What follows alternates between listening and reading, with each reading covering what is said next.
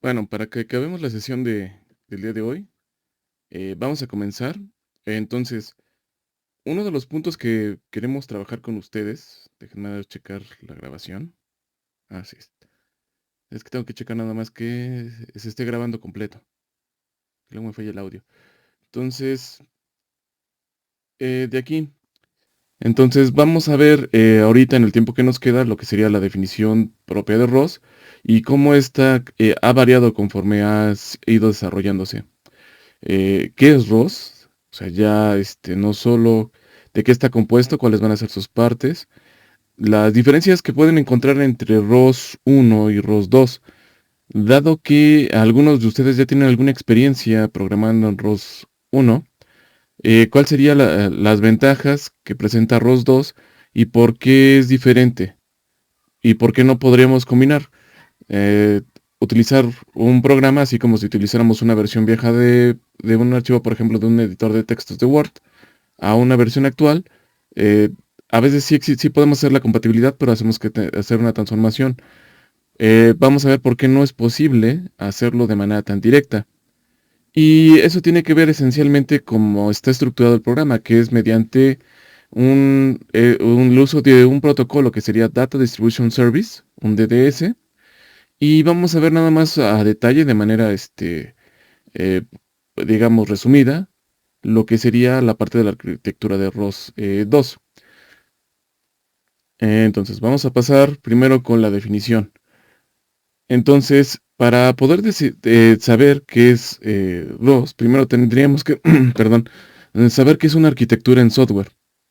Entonces, en software, una arquitectura se le conoce como un conjunto lógico de instrucciones que son patrones, que son abstractos y que van a tener un marco definido, es decir, van a estar envueltos en un entorno, el cual los va a limitar y nos va a proporcionar con el control de ellos.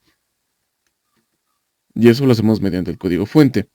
Ahora, un detalle que empezamos es que cuando empezó el concepto de ROS, ROS empezó como la intención de crear un sistema operativo.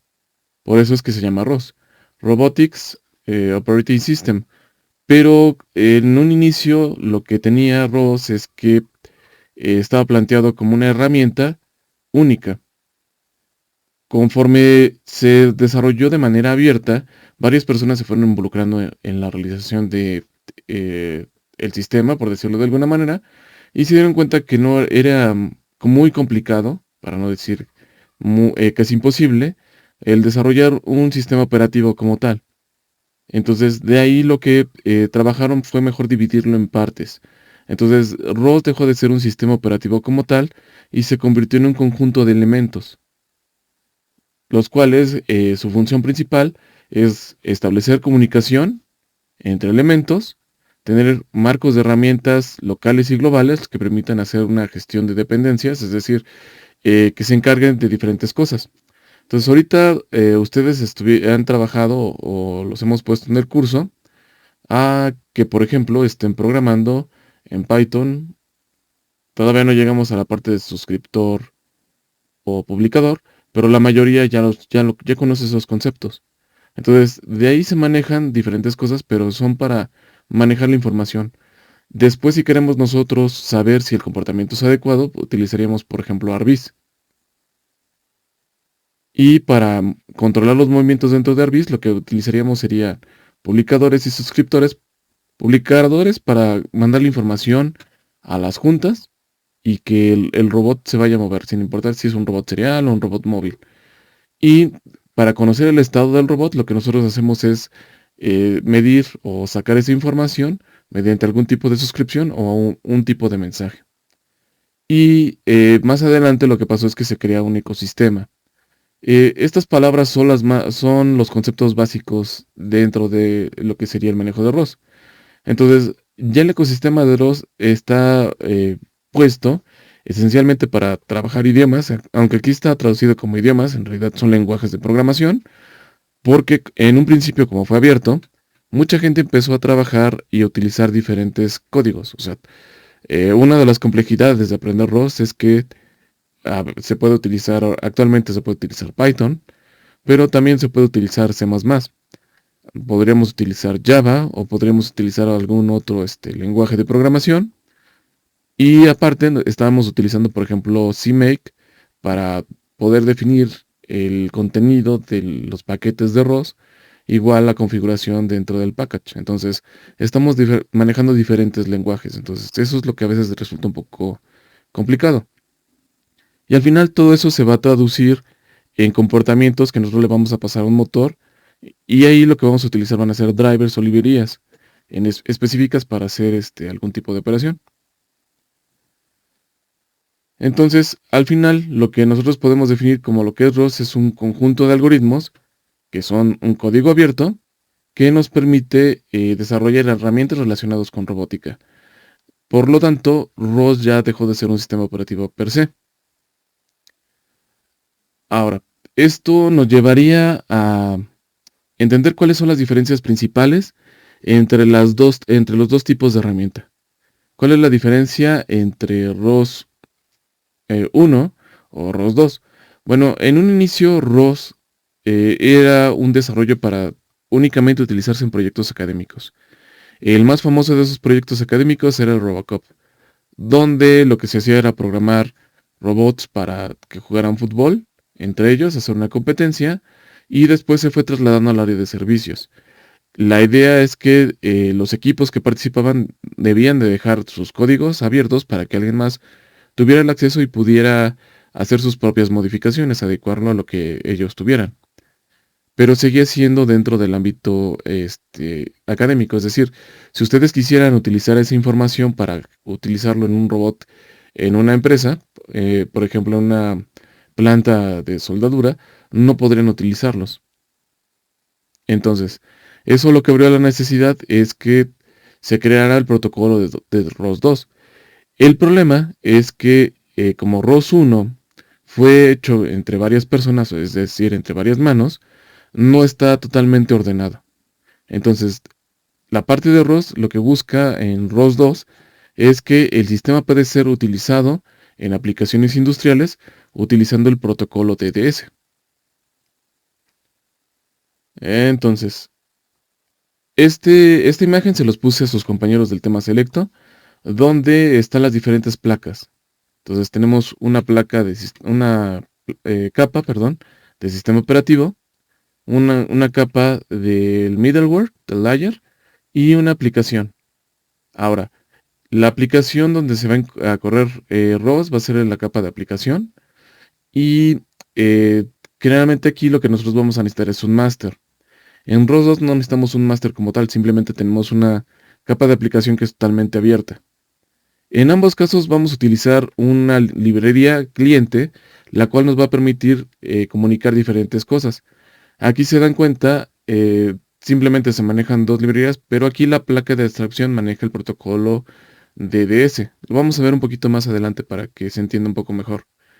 Y antes, nada más la capa del sistema operativo corría Linux.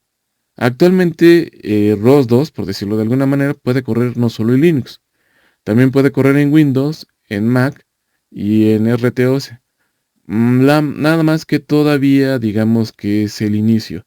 Entonces, a pesar de que ustedes podrían instalarlo en Windows o en su Mac, todavía tiene ciertos detalles. Entonces, la única sistema operativo en el que todavía sigue corriendo de manera estable y que es recomendable que ustedes lo usen, seguiría siendo Linux. Ahora, ¿qué nos lleva a que tener estas dos configuraciones? Por ejemplo, en ROS, yo lo que tengo aquí, estoy corriendo un nodo que sería el del TurtleSim. Y aquí simplemente lo que le estoy mandando en esta ventana al correrla es que me abra esta aplicación de nodo donde yo tengo una parte visual, donde yo puedo simplemente observar un espacio de trabajo y una tortuga. Por eso tuve que abrir otra ventana y lo que hice fue correr aquí otro nodo donde este nodo yo puedo controlar a la tortuga mediante dando la instrucción con las flechas de mi teclado. Ahora, para que estos dos elementos se conecten, tienen que estar conectados a un máster. Entonces, esa es una de las diferencias importantes que hay con ROS. ROS forzosamente necesitamos correr un máster. Es decir, este enfoque es un enfoque centralizado, donde si no tenemos el máster, simplemente no podemos generar los nodos. Al no poder generar los nodos, tampoco podemos correr tópicos o hacer interacción entre elementos. Entonces, la sesión pasada, los que estuvieron, cuando terminamos de instalar ROS2, terminamos Humble, lo que hicimos fue hacer la prueba, de hecho ahí viene, donde aquí se dan cuenta estamos corriendo simplemente con el comando ROS2, corremos la parte de nodos relacionados con la librería de C++ y estamos haciendo un publicador, un talker. El talker lo que está haciendo aquí es que nos está mandando un mensaje y nos está listando. Y la otra parte de la prueba que nos pide es correr aquí la parte de run y estamos corriendo el ejemplo de los nodos, pero ahora lo estamos haciendo con la parte de Python. Y aquí lo que estamos programando es un listener. Entonces, está escuchando o está viendo lo que está publicando el hablante y nos lo está presentando. Si se dan cuenta, lo único que necesitamos hacer en ROS2 es indicarle que nos corra nuestra aplicación. No necesitamos de un máster. Y es más, ahorita no lo hice y se me ocurrió hace rato a lo mejor ponerlo como ejemplo, pero ustedes pueden tener su Talker, pero podrían abrir otro y volver a empezar desde 1 a 16. Y lo que sería el listener también lo escucharía. Entonces de repente ustedes lo que verían sería aquí corriendo, siguiendo el primero que estuviera escuchando y después empezaría a leer, por ejemplo, el siguiente. Entonces eso significa que también podemos correr diferentes nodos de manera separada. También una propiedad que tiene ROS2 es que incluso podríamos cambiar el nombre de los nodos cuando nosotros lo invoquemos, colocándole ciertas banderas dentro de la aplicación. Entonces, esa es una ventaja. Entonces, lo que se está buscando aquí es que simplemente la distribución de la información sea más eficiente y requiera de menos tiempo. Es por eso que ROS2 lo que utiliza es esta aplicación que sería, o este concepto que es Data Distribution Service, que lo que busca o está dirigido esencialmente es a trabajar en sistemas que requieran tiempo real. Y generalmente lo que estamos utilizando ya sería directamente para la parte de un middleware. Entonces, ya de entrada lo que ya nos define esto es que en realidad ROS se convierte en un middleware, que lo que está haciendo es que nos está publicando o se está suscribiendo a diferentes tipos de información entre los nodos que se van a generar. Y es un protocolo relativamente reciente. ah, Tal vez ya tecnológicamente no es tan actual, pero fue creado en el 2011 y generalmente fue creado para una necesidad dentro de la industria. Estamos hablando esencialmente de la industria pesada y la industria de telecomunicaciones. Entonces, es importante porque cuando nosotros vamos a utilizar este tipo de servicios, por ejemplo, nosotros vamos a tener en un robot diferentes elementos. Ahorita, por ejemplo, que estábamos planteando lo que ustedes van a requerir para la parte del rover, simplemente ustedes van a tener una parte que se va a tener que comunicar. Es decir, si su rover se encuentra por ejemplo, el rover que está en Marte, necesita comunicarse con la Tierra.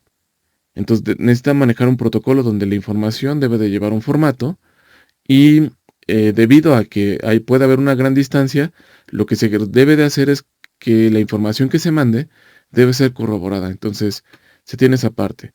Una parte de visualización, esta se refiere esencialmente a la supervisión que nosotros le podemos hacer de manera remota. Entonces, generalmente nosotros lo que queremos, o el objetivo de este curso, es generar las simulaciones y para comprobar que van a funcionar requerimos de desarrollar una parte visual, que sería el uso de un simulador. Eh, y los simuladores tienen diferentes propiedades. La parte de percepción es la parte relacionada con los sensores y la parte de percepción se divide en dos elementos, porque no solo un robot debe de percibir el ambiente, también debe de percibir su propio estado, es decir, al robot cuando ustedes lo manden va a explorar y, por ejemplo, lo que va a hacer es que puede tomar sus muestras, las deben analizar, entonces va a ser una percepción mediante sus sensores de qué es lo que va a pasar. Pero también, para que ustedes puedan hacer que el robot tome el objeto, el propio robot tiene que saber cómo se encuentran configuradas sus juntas y en qué estado para que puedan coordinar sus movimientos y realizar una operación. Entonces, esta también, la parte de percepción, es una de las partes que actualmente es la que más se trabaja, porque aquí estamos hablando del control de lo que serían actuadores, cámaras u otro tipo de sensores medioambientales que nos digan esa información. La parte del control, es decir, bajo qué leyes o bajo qué consideraciones el robot va a operar para realizar algún tipo de operación en específico.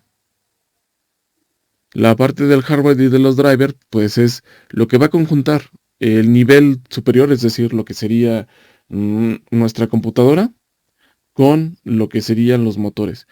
Ustedes generalmente lo que han hecho es que en algunos casos han conectado su computadora al Arduino, pero el Arduino a veces lo que tiene, o otro microcontrolador que ustedes conecten a su computadora, lo que va a hacer es que va a bajar un poco la información con un formato de alto nivel, que es lo que ustedes calculan en su computadora, al lenguaje de un micro, que es un lenguaje ya estandarizado.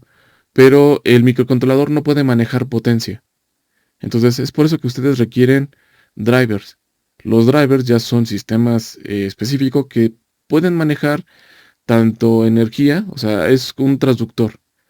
Ustedes le van a proporcionar un tipo de energía eléctrica y ese lo va a transformar ya sea en movimiento o en algún tipo de elemento de recepción de información. Entonces aquí entra la parte no solo de lo que serían los motores, también entra la parte de los sensores como serían los LIDAR. Y de repente han empezado a aparecer más cosas. O sea, la parte de Motion Planning tiene esencialmente que ver con la parte de reconocimiento y con la parte de percepción. Porque ustedes le van a mandar el mensaje de dónde se encuentran las cosas cuando ustedes ya percibieron dónde se encuentran.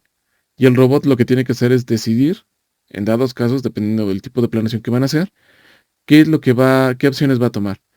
Y la parte de planeación es también una de las fases más complejas. Esencialmente es la parte esencial de la robótica cuando ustedes ya quieren que un robot haga algo de manera adecuada. Si esta parte no está bien establecida y no tiene una buena comunicación entre lo que sería el control, los drivers y la percepción, simplemente no se puede realizar. La parte de la visión de computación y la simulación tiene que ver con comunicación y de repente pues tenemos otras cosas como el data logging o el machine learning. Entonces, el aplicar todo eso no es tan sencillo. Entonces, por eso es que nosotros requerimos tener que esa comunicación tenga que ser eficiente y tenga que ser inmediata. Por eso el uso de lo que sería la distribución, el servicio de distribución de información. Entonces, básicamente lo que nosotros vamos a tener en ROS 2, cuando tenemos un robot, es que vamos a tener esas capas o esos niveles de alguna manera. Entonces, aquí lo que nos ponen es un ejemplo donde lo que nosotros tenemos es un sistema de sensado y el sensar es diferente a percibir, porque aquí lo único que estamos haciendo es transformar una señal que es eléctrica a una señal que nosotros sabemos que nos va a dar una determinada indicación. Pero, por ejemplo, si con la cámara nosotros vemos algo rojo y programamos que es algo rojo que va a ver es medio redondo, podemos determinar si es un tomate o una pelota. Entonces, es diferente sensar a percibir. La odometría lo que nos podría decir en un robot móvil es dónde se encuentra. Pero el posicionamiento también se puede referir también al estado de cómo se encuentra configurado el brazo del robot. Los obstáculos tienen que ver con que estoy percibiendo algo que me se está pasando en el camino. Es importante porque eso lo que nos va a hacer es que nos va a condicionar nuestro comportamiento.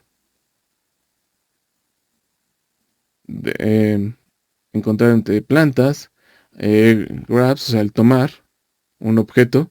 Esta parte también es una de las partes más complejas porque a pesar de que un robot tenga una pinza, o le pongamos una mano o lo que sea, si el objeto que nosotros vamos a manipular tiene alguna condición, eso nos va a hacer que toda la parte de planeación se vuelva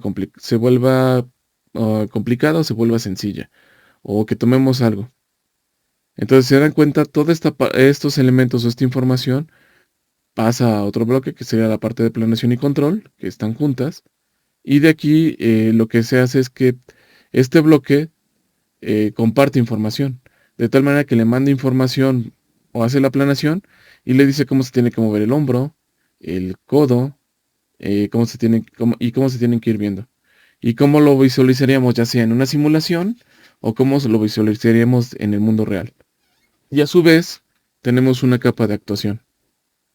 Entonces, para eso nos sirve el protocolo de DDS dentro de lo que sería ROS. Eh, Ahora, esto no significa que no se pudiera hacer en ROS como tal, en ROS 1. Pero como tenemos un esquema centralizado, lo que va a pasar es que el realizar este tipo de operaciones va a requerir tiempo. Entonces es por eso que ustedes cuando ven ciertos videos de robots que están haciendo una tarea, generalmente van a ver que está adelantada la velocidad a veces por 2, por 3 o incluso hasta 10. Ahora, las capas de ROS son librerías. Generalmente la mayoría de esas librerías están programadas en C o en C++. ¿No? Y aquí lo que tenemos es que tenemos un componente de código de DDS dentro de ROS que está relacionado con C++ o con Python. Es importante hacer esta distinción porque la diferencia de utilizar C es que es un lenguaje que es un poco más abierto y esa libertad cuando la tenemos es que nos permite ser un poco más eficientes. Entonces, si ustedes quieren realizar aplicaciones en tiempo real, generalmente la opción adecuada sería utilizar C++. No tanto Python, no porque no sea bueno, sino porque Python es un lenguaje de programación que está ya definido y al estar muy definido, lo que está pasando es que está restringido. Entonces, si ustedes quieren utilizar algo dentro de Python, tienen que primero, mm, llamar la librería y a lo mejor si ustedes nada más quieren utilizar una parte de esa librería, importar lo que les interesa. Entonces, eso lo que va a requerir es que el programa, cuando lo configure y empiece a correr el programa, pues le tome un poco más de tiempo. Ahora, con lo que ustedes van a estar jugando la mayoría del resto del curso, va a ser en el uso de aplicaciones o de esencialmente desarrolladas en lo que sería las librerías de cliente de ROS, el RCL. Entonces, solamente hay de dos tipos. Cuando ustedes programan, es el CPP, el C++ y el CRPy. Y ese lo van a encontrar esencialmente cuando ustedes ya definan el programa. Entonces, cuando ustedes definen sus paquetes de ROS, esencialmente tienen que definir si van a usar uno de estos dos o pueden utilizar los dos dentro del paquete. Lo más común a veces es incluir los dos dentro de un paquete cuando lo estén generando, aunque no lo usen alguna de estas librerías tal cual.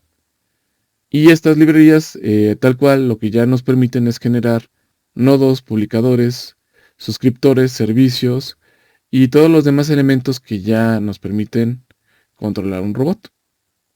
Entonces, los nodos lo que nos van a hacer es que nos van a permitir ser el middleware, que nos van a permitir tener la información o compartir la información ya directamente. ¿Esto cómo se ve? Pensé que no iba a iniciar la animación. Entonces, aquí lo que tenemos son los nodos. Entonces, los nodos son aplicaciones donde nosotros vamos a programar. Entonces, en el caso de ROS 2, nosotros podemos correr los nodos que necesitemos sin necesidad de tener que invocar a un intermediario, es decir, no requerimos el máster. Entonces, aquí, este nodo lo que está haciendo es que está publicando una cierta información. Podría ser a lo mejor el estado de las llantas. Entonces, aquí lo que está haciendo este nodo es que está programado para que a lo mejor el robot avance y se empiece a mover. De tal manera que cuando el robot empieza a mover, pues le tiene que mandar información, por ejemplo, a la parte del driver para que se empiece a mover. La manera en que esta información se va a distribuir va a ser mediante la distribución de una etiqueta que nosotros vamos a definir como un tópico. Entonces aquí este tópico es la etiqueta y lo que nosotros podemos hacer es suscribir a los nodos a tópicos en específico.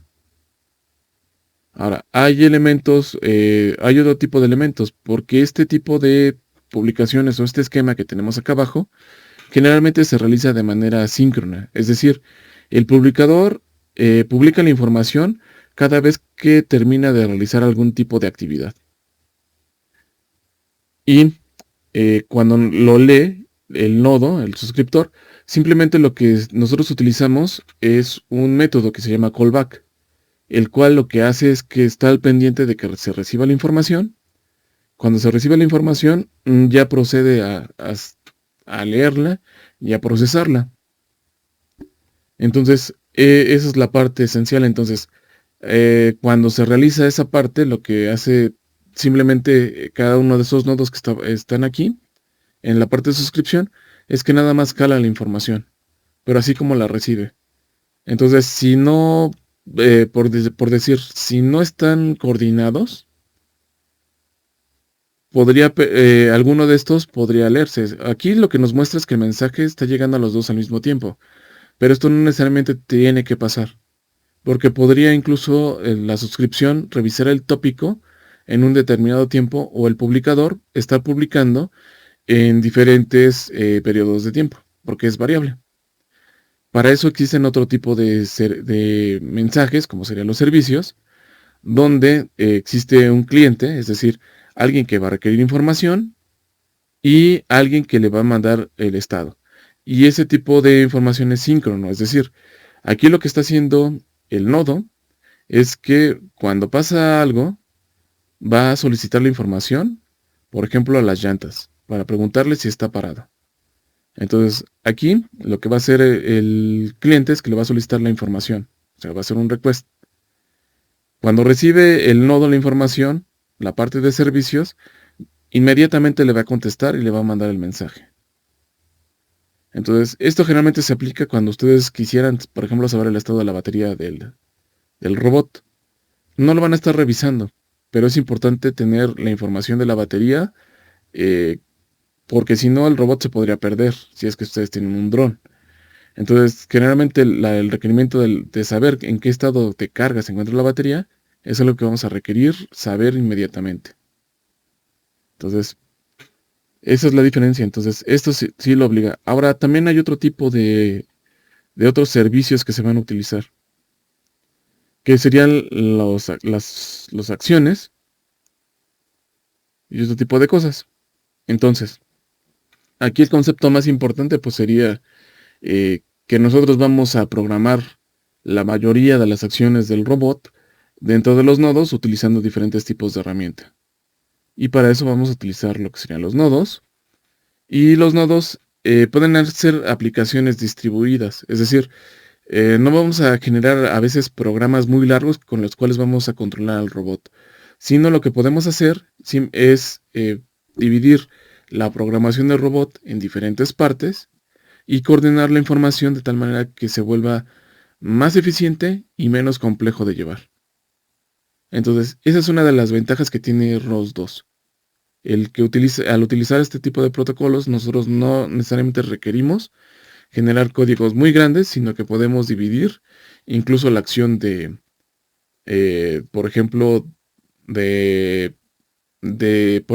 el lugar de tener un solo programa que mueva las 4 llantas, podemos tener un programa que mueva una llanta de manera individual. Lo único que nosotros requerimos es mandarle la información. Es por eso que algo que también a lo mejor no viene dentro de la presentación, pero que sí es muy importante, es que una de las principales herramientas que también usa mucho ROS 2 es la generación de objetos, para no tener que estar repitiendo programación y no llegar a ser muy redundante en esa parte. Entonces, esta parte es así como nosotros lo vemos. Ahora, ¿cómo se vería ya dentro de lo que sería el entorno de ROS? Bueno, se vería de esta forma. Entonces, nosotros tenemos nuestro entorno de ROS. Y se dan cuenta aquí lo que tenemos son los tópicos. Ya tenemos una diferencia. Nos están marcando cuáles son tópicos, es decir, elementos que están conectados a algo y que están pidiendo información. Entonces aquí tenemos tópicos con nombres propios. De hecho, ya también la mayoría de los nombres de los tópicos que nosotros podemos utilizar ya son un estándar dentro de ROS. Entonces, eso ya lo único que tenemos que hacer es buscarlos y configurar nuestros nodos para que simplemente los lean. Entonces, aquí lo que tenemos son los nodos. Aquí tenemos un parámetro que sería la velocidad máxima en la que se puede girar una llanta. Aquí es un tópico donde lo que le vamos a pedir o lo que va a hacer es que va a leer las velocidades de las llantas y el propio estado del motor. Por si a lo mejor estamos leyendo a lo mejor la temperatura o la corriente, saber en qué estado se encuentra. Y otro tópico que lo que está haciendo es que le está preguntando a lo que serían los motores qué velocidad llevan. Entonces, y vamos a tener otro que va a ser el servicio. El servicio esencialmente lo que va a hacer es que cuando se cumpla algún tipo de condición, va a parar al motor. Entonces, dentro del esto sería variables o elementos que nosotros tenemos dentro del entorno. Ya en lo que sería la envoltura del nodo, o sea, aquí ya sería el nivel del nodo, nosotros le podemos definir como parámetro la velocidad máxima con la que va a empezar a correr el motor. De hecho, ya es algo que, por ejemplo, los chicos del tema selecto del martes ya lo empezaron a trabajar, definiendo parámetros máximos, manejando el paquete del Turtlebot. Entonces, aquí ustedes le van a dar esos parámetros o van a definir una velocidad máxima con la que quieren que el motor opere. Eso puede ser para que el motor no sobrepase una capacidad de carga o no se cabe las pilas muy rápido o simplemente para que sea estable. Entonces se define una velocidad máxima. Eso significa que también en dado momento, como es una información que está recibiendo, se podría modificar. Entonces, dentro del nodo, pues va a quedar definido. Otra cosa que vamos a tener dentro del motor es el estado de los motores. Entonces vamos a tener un estado como tal. Podemos censar, en este caso sería el estatus. Si es los motores que van ligados a una llanta, que sería de una junta continua, nosotros podríamos saber a lo mejor a qué corriente están consumiendo. Sería el estatus, si están funcionando bien o si tienen algún detalle y que nosotros estemos censando, lo podemos saber desde aquí. Y eso lo podemos pasar a lo que sería la parte de un publicador. A su vez, si nosotros estamos generando un controlador, lo que vamos a requerir es conocer la velocidad para tener una retroalimentación. Entonces, nosotros lo que vamos a hacer es que vamos a obtener esa velocidad y la vamos a publicar o vamos a utilizar un método de publicación para esta parte. Ahora, aquí lo que tenemos es el comando de velocidad. Este comando de velocidad no se refiere en sí al comando de velocidad de lo que sería la llanta, puede ser la propia velocidad del móvil. Entonces, lo que va a necesitar esta parte del programa sería la velocidad que se requiere el móvil para que este bloque en gris calcule la velocidad de la que se requiere mover en específico la llanta. Entonces, este elemento puede ser propio nada más de una sola llanta. No necesariamente tendría que ser de las 4 llantas completas. De tal manera que aquí se coloque la velocidad de una llanta única. Entonces, en el lugar de programar un estado para las 4 llantas, podemos utilizarlo para las 4. Y si, por ejemplo, nosotros dentro del entorno podemos tener otro nodo que nos identifique dónde se encuentra el robot. Y posiblemente ya se encuentre en su destino. O a lo mejor otro de los nodos nos indique que se presentó un obstáculo y que vamos a chocar. Entonces, lo que va a pasar aquí es que ese otro nodo va a mandar un mensaje bajo un servicio, es decir, lo que vas a requerir es pararte inmediatamente. Entonces, aquí lo que está haciendo este servicio, este mensaje, es que se lo va a mandar al nodo y el nodo lo debe de interpretar de manera programada a que se detenga. Entonces, por ejemplo, este sería o este es un esquema básico que utilizan la mayoría de los robots móviles. Entonces, si ustedes, por ejemplo, están con un robot móvil, no sencillo, sino a lo mejor un robot diferencial, uno pequeño, tienen este esquema, lo único que podrían utilizarlo a lo mejor en su rover, y lo único que tendrían que hacer serían modificaciones o ajustar parámetros. Entonces, es otra de las ventajas. Lo que se desarrolla para un cierto bloque puede ser ajustado, si se puede, a otras aplicaciones. De tal manera que se cumple otro de los conceptos que se maneja en ROS, no reinventar la rueda. Es decir, que cuando alguien esté desarrollando algo nuevo, no tenga que volverlo a programar desde cero. Entonces, no sé, ¿tienen alguna pregunta, alguna duda de lo que les acabo de mostrar?